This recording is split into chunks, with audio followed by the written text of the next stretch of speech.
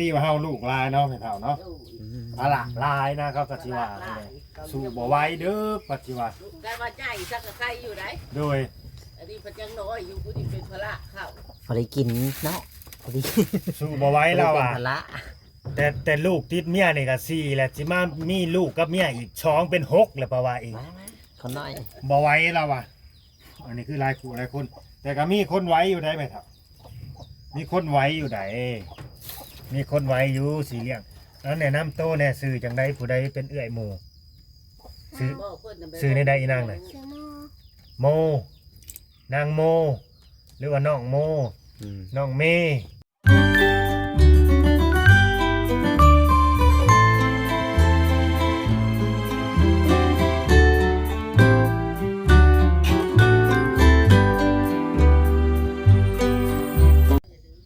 สวัสดีและสบายดีพ่อแม่พี่น้อง FC ที่ฮักแพงบ่ว่า FC ฝั่งลาวฝั่งไทยและก็ต่างประเทศนำเด้อพ่อแม่พี่น้องมาพบพ่อครับช่องพอน้องปามชาแนลหรือว่าบ้องบ่จอยชาแนลก็ได้พี่น้องเอ้ยเนาะจะได้ก็สิมาหาทางน้องๆเพิ่นพี่น้องเอ้ยหรือว่าเด็กๆพี่น้องเอ้ยเพราะว่าเด็กน้อย4 คนพ่อแม่พี่น้องแต่ว่าลูกครึ่งไทยลาวนั่นแหละพี่น้องเนาะจังใดก็ไปพบพ่อแล้วก็ไปพูดคุยกันเลยพี่น้องเอ้ยเนาะไป โดยสบายดี สบาย ป้ ดี ลุง สบายดีป่าลุง เอ อื อ ม สบายดีป้าลุงนี่แหละพี่น้องเอ้ยลูกสานกเพิ่นเนาะ ลูกมีพ่อ ลูกบ่มีพ่อ ลูกกับอา ลูกกับพ่าพ่อโอ้ยเนาะจะแม่นซ่าชีวิตของชุมเจ้ากับพ่าพ่อน้อยนางเนาะอยากได้อีบ่พ่อน่ะ ตาย อยากได้ ได้มันหักมีผู้เอา บ่มีผู้เอาเนาะ ลูกหลายเพิ่นกะติ โดยกตีว่าเฮาลูกลายเนาะแม่เฒ่าเนาะ โอ้ย อะล่ะลายนะเขาก็สิว่าสู้บ่ไหวเด้อปัจจุบัน ลูกได้มาใจสักกะไคอยู่ไหน โดย อันนี้เพิ่นยังน้อยอยู่ผู้ที่เป็นพระเข้า พอได้กินเนาะพอได้ สู้บ่ไหวแล้วอ่ะ เป็นภาระ แต่ลูกติดเมียนี่ก็4แล้วสิมามีลูกกับเมียอีก2เป็น6แล้วเพราะว่าอีก มาคนน้อย บ่ไหวแล้วอ่ะอันนี้คือหลายคู่หลายคน แต่ก็มีคนไหวอยู่ได้ไหมครับมีคนไหวอยู่ได้มีคนไหวอยู่สิเลี้ยงแล้วแนะนำโตแน่ชื่อจังได๋ผู้ใดเป็นเอื้อยหมู่ชื่อ บ่เพิ่นน่ะแบบ ซื้อในใดอีนางน่ะ ชื่อโม โม นางโม หรือว่าน้องโม น้องเมย์จำสื่อได้อยู่แต่ว่า อีกคนหนึ่งจะสื่อเนี่ยใด น้องนิวน้อง แซ่น้องมีนะ น้องโมผมเป็นเอื้อยน้องยังอันนี้ แมน น้องแนน น้องแนน น้อง น้อง น้องนิวน้องโมน้องแนนน้องนิวน้องยังนะ หมิว น้องมิวอีนางมานางพี่น้องมิว มันหนักหัวมานางข้างหน้าเอื้อยก็ได้มานี่ลุงจะเอาขนมให้กินเหนียวมานั่งลงอีกนะ นั่งลง เออ นั่งเป๊ะ โดย นั่งเป๊ะลูกนั่งตรงโง่บอกให้น้องพดเกิบพดเกิบออก ก ซะ เจิบ ทอดเกิบกินบ่ขนมนี่นางมิวกินบ่กินบ่กินบ่ขนม แม่ไปทางใด เอ็กฮาน ไปเฮ็ดงานโอ้ ไปก็ไปกิน แม่ไปเฮ็ดงาน อืม เป็นได้บ่าวจอย เห็นแล้วเป็นได้ใด อืม อึ้ง อืม ลูกบ่มีพ่อเนาะ อืม ไปตาสงสารได้อันนี้ก็เว้าแล้วก็เว้าอีกพี่น้องเอ้ยเว้าไปนี่แหละมันตำใจได้หลายคู่หลายคน ขาดความอบอุ่น ก็คือแบบเฮาเป็นเอามาปลาลุงหรือว่าพ่อใหญ่แม่ใหญ่นะคันมีคนแบบว่ามาเว้าแต่ลูกแต่หลานว่าลูกบ่มีพ่อไปเนาะคือมันตำใจเลยได้คันเว้าไปนี่ น้อยเท่าเนาะ แบบทั้งที่ฮู้อยู่หั้นนะหากยังมาเว้าแบบมันกระแทกแดกดันใส่แบบเข้ามาหยอกมาแซวหั่นนะมันก็เกิดความแบบว่าตำอึดตำใจแหละก็น้อยอกน้อยใจหั่นนะประมาณนี้ กินบ่ขนมอีนางจะน้อยจะกินเนาะ น้อย นางโมพักกันสวยหน้าแล้วบ่นี่แต่เช้ามานี่ ใช่ โอ้ยประกาศอาบน้ำ โอ้กินข้าวกับหยัง อิงกับปิงปลา อืม อีกว่าทู โดย ไข่ อันนี้เพิ่นก็สิอยู่ตามมันเขาเรียกว่าตามมีตามเกิดนั่นแหละ อืม ถ้าว่าอยู่กับแม่ก็อาจจะจะเกี่ยงกว่านี้ อันนี้อยู่ก็แม่เฒ่าเนาะมันลายเนาะแม่เฒ่าเนาะจักสิเบิ่งผู้ใด จักสักไป บ่จักสักแฟบ่จัก แล้วก็เมื่อยพอแห้งแหละบ่จักเบิ่งพ่อใหญ่อีกเนาะ ดู พ่อใหญ่ก็บ่สบายอีกหั้นนะร้านอีกก็3-4เลย น้อยนางมิว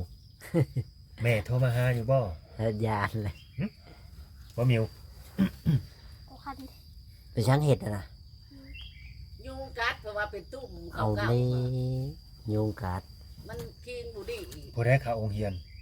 เข้าเบิดผู้คน ไปเบิดเหลือแต่อีนางน้อยเนาะ ดู อ๋อ ไปเข้าอยู่น้ำปลานี่อยู่ป .1 เอ้ยครับผู้นี้อยู่ป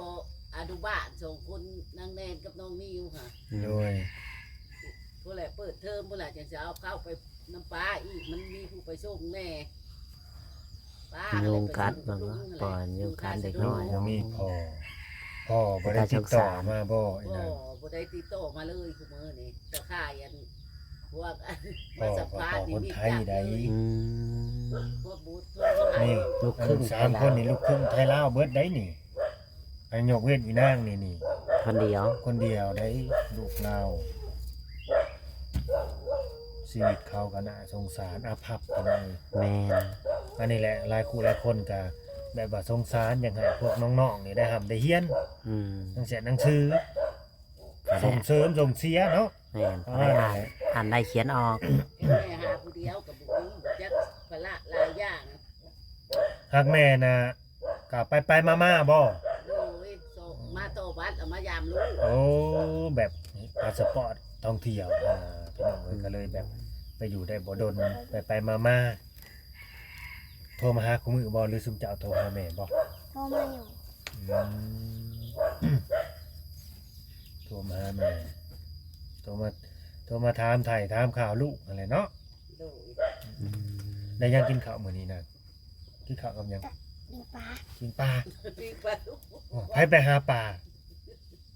สีเอา เออ ซื้อเอา ปลาอิหยังปลาธรรมชาติบ่หรือปลาน้ำของ ปลาทู ปลาทูโอ้ได้กินปลาแซ่บอีกปลาทูว่าซั่น ปลาทะเล ปลาทะเลพุ่นน่ะ แซ่บบ่ จ้ะ แซ่บ อันนี้เอาให้นางนิ้วก่อนทมหนึ่งเอาเฮ็ดได้เอาถูเอาดูหะ นกเอา นกเอาดู นก นกเป็นอยู่บ่ นก เออ ไอ้นางพี่กันน้องเอ๋คุณนี่อยากคือแม่ครับนะ อันนี้นะ แม่นอยากคือสาวนก อืม คนนี้หน้าตานี่ถือไปก่อนเด้อ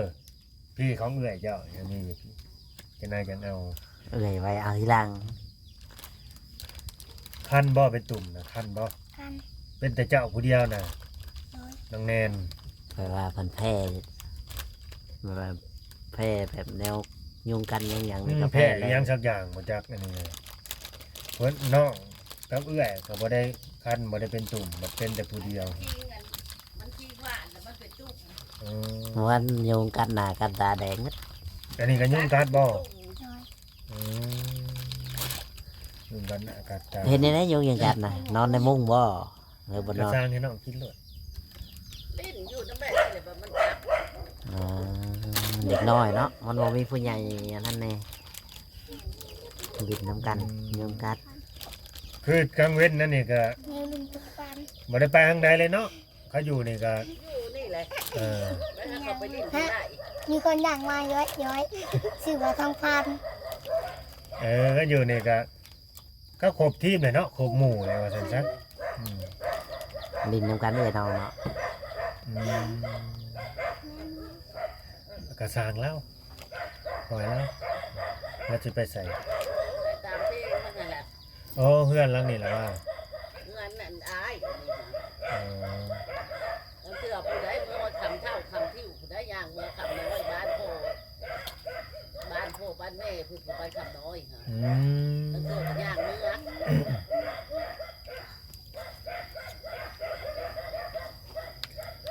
พี่น้องเอ้ยเนาะถ้าเกิดดอกผู้ใดเข้ามาเบิ่งมาส้มอยู่เนาะเกิดความเมตตาการุณเนาะหรือว่าสงสาร ใครชิมืออยู่นำนี่ ใครสิเมื่ออยู่นำลุงบ่ มีใครสิเมื่อบ่ว่าซะ มองอยู่ใครมือ แต่ว่าพ่อนี่อยากได้บ่อยนางอยากได้อยู่บ่ ตา อยากได้นางโมก็อยากได้ แต่ว่าบ่ได้ไปเรียนอยู่ไทยได้เรียนอยู่ลาว อืม พ่อก็บ่ติดต่อก็มาเลยคือแม่เฒ่า ติ บ่ ดต่อมาเลยผู้มือนี่จะค่ายอันมาสัมภาษณ์นี่แล้วเลยโทรมาหาลูก โดยมาสัมภาษณ์กันบ่โทรทันทีแบบสิติดต่อมาแบบว่าก็ดูแลเขาอะไรรับผิดชอบเขาอะไรพี่น้องเลยอันนี้เพราะว่าบ่ เงียบเลย เงียบไปเลยอืม ที่น่ะโทรมาอยู่จะค่ายมาสัมภาษณ์ว่าแม่เลยคงโทรมาหรือ หรือว่าเป็นน้ำเฮามาสัมภาษณ์นี่บ่เลยบ่ติดต่อมา เกี่ยวดอก เนี่ยสิให้ว่าได้ซะเนาะแต่ก่อนนั้นบ่ให้มาสัมภาษณ์บ่โทรติดต่อมาอยู่เพราะว่ามันมีพวก YouTube เข้ามาบ่ติดต่อมาหาลูกเลยโอ้ย บ่จักได้สิเว้าติ ง่ายมาเถิงแล้วบ่ตูบนี่นะ ว่าหนึ่งนี่ ให้เห็นให้อันนี้ หลานชายอยู่บ้านลุมมาแหละ อื เขาโม ม เอ็มมาแหละเขามาเฮ็ดให้บ่ได้นั่งได้เช่าตัวนั้นมันทีล่ะ ตู้โมเดิร์นตู้โม บ่ เดิ ได้ ร์น นั่งลิ้นกลางเวียนกลางเว้น พอได้ให้เด็กน้อยนั่งดินนอนลิ้นเนาะ ตู้โมเดิร์นทรงโมเดิร์นนะ เรียนแต่ยุ่งเท่านั้นนะฝึก ยุ่งอะไรยุ่งหลาย ผู้สาวลูกสี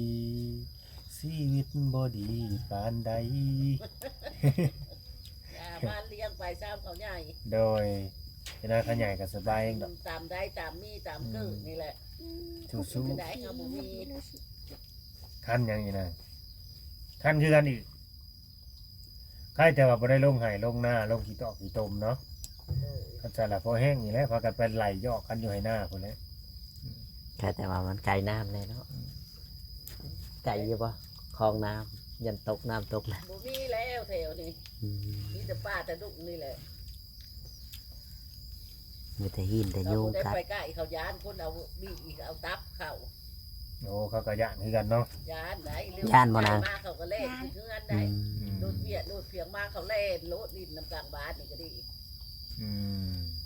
เอาน้องไปน้ำไหนโมเมนต์ชีแลนป๊บตัวเจ้าของน้องมันบอกเอาไปน้ำบ่ ใครอยู่ยังฮู้จักย่าน ทาง เนาะ ดอก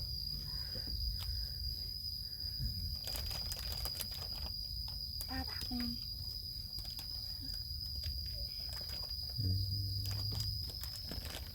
เฮ็ดปวกบ่ออกบ่แถวนี้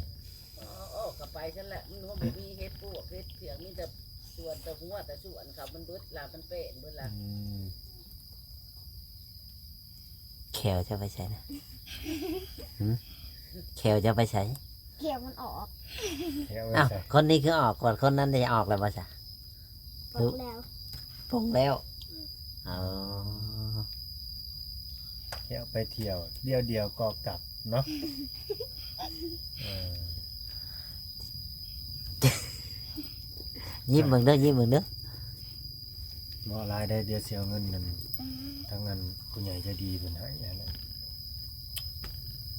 จะมือ ก็เป็นเงินกีบนี่แหละให้เขา ขอพัน อืมให้เขาไปซื้อขนม กินว่าขนมนะ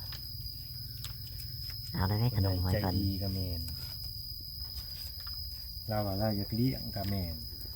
จากเราสิเว่าเราสิเฮ็ดเราสิเลี้ยงคือเราเว่าอยู่บ่น้องนิวบ่เอาน้องนิว อันนี้ น้องแนน น้องแน กิ น นของไผของมัน เขียว เด้อ กินมาได้ดอก บ่ให้ญาติกันเด้อไปเบิดแหละคือเบิดเด้อ แต่ แล้วน้ ไม่ องโม่ กิน เจ้ากินก่อนหมู่เจ้าสิเบิดเด้อเออ ให้หลานเป็นวัดอีกแล้วแต่ว่าเราเอาของหวานมาให้หลานเป็นวัด แล้วสิถือเงินนี่ไปสิเอาเงิน เอา เอา เอาแล้ โอ้ ว โหเชื่อไปเห็นยังเงินนี่เชื่อไปเห็นยัง สีขาว ซื้อข้าวซื้อของกินคนหนึ่งเอาไปซื้อข้าวเนาะคนหนึ่งเอาไปซื้อของกิน เพราะว่าเดี๋ยวนี้เขาปิดโรงเรียนพี่น้องไปปิดเทอมเด้ออยู่ลาวค่ะเด้อ